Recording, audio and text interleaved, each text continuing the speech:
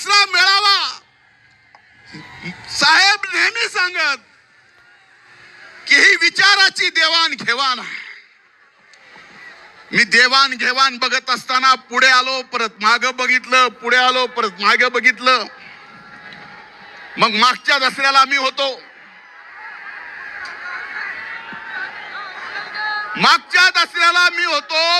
त्यातले अनेक जण मागे दिसनात. म्हणलं कामून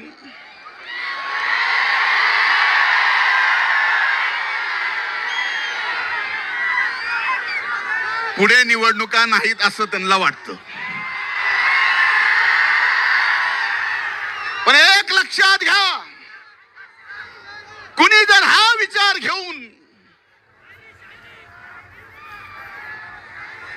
संबंध इथं आलेला प्रत्येक जाती पाती धर्मातला बाबांचा भक्त, स्वर्गीय मुंडे साहेबांचा अनुयायी, या सगळ्याला संपवायला कोण जर निघाला असेल तर त्याला कधी 10 जन्म सुद्धा संपवता येणार नाही.